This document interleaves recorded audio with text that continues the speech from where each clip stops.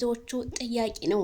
ሰበር ዜና። ሰላም ጤና ይስጥልኝ ክብራንና ክብራን አድማጭ ተመልካቾች ያላችሁበት የዓለም ዳርቻ ሰላማችሁ ይብዛ። ላይክ፣ ሸር፣ ሰብስክራይብ በማድረግ ለሁሉም ይድረስ ይሄ ቪዲዮ እላለሁኝ ማለት ነው።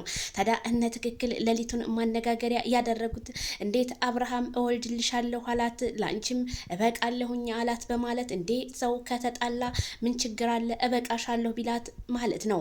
ስለዚህ አብርሃም ትናንትና እንዴት አድርጎ ይሄን ነገር ሊያረግ ቻለ? አብርሃም እንዴት ሄርሜላን ይዟት ሩታ ቤት ሄደ? ይሄ ሁሉ ንቀት ነው በማለት አብርሃምን ሲሰርቡት ቢያድሩም ግን ልጃችንን አስመልሰናል፣ እጃችንን አስገብተናል፣ ምንም አያመጣም በማለት እነ ትክክል ሲፎክሩ ማደራቸው ተሰማ።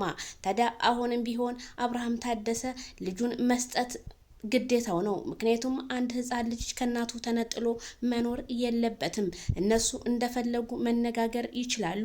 ህፃንየው ግን ከናቱ ጋር አብሮ ማደግ ይችላል ማለት ነው።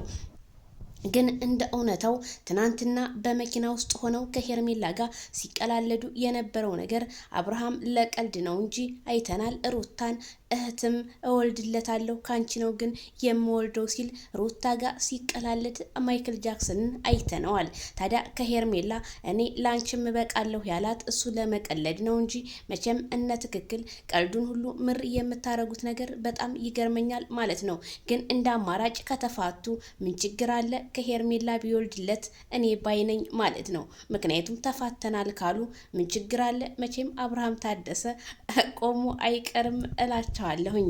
ታዲያ አብርሃም ካሁን በኋላ የአብርሃም ህይወት ምንድነው የሚሆነው? የሩታ ህይወት ምንድነው የሚሆነው? ዜድ መጨረሻው ግን ናፈቀን ለምትሉ እኔ ራሱ እንደናንተ መጨረሻው ናፍቆኛል ማለት ነው። ምክንያቱም ልክ እንደ ቱርክ ሙሰልሰል ምንም የማይቋረጥ ነገር ነው የሆነብን።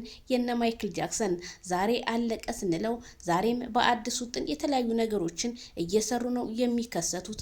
ነገሮቹ ሁሉ ሊቋጩ አልቻለም። ይሄ ሁሉ ያልተቋጨበት ምክንያት በኮሜንታተርና እንዲሁም በአንዳንድ በነ ትክክል ነው። ለምን ብትሉ ኮሜንታተር ሆ ብሎ ቢነሳባቸው ሁለቱም ላይ ይሄን ነገር ሊያስተካክሉ ይችላሉ። ግማሹ ሩታ የኔ ጀግና የሚዲያው መሪ ሲል፣ ሁለተኛው ደግሞ ማይክል ጃክሰን የሚዲያው መሪ ስንል እንግዲህ እየተበቃቃን ነው ያለ ነው ስላችሁ። ግሬስ ፋሚሊ ውስጥ የገባ ሸይጣን መቼም ሊወጣ አይችልም። እነሱም ሊስተካከሉ አልቻሉም። እነሱ በ19 ደቂቃ ቪዲዮ ይገላገላሉ።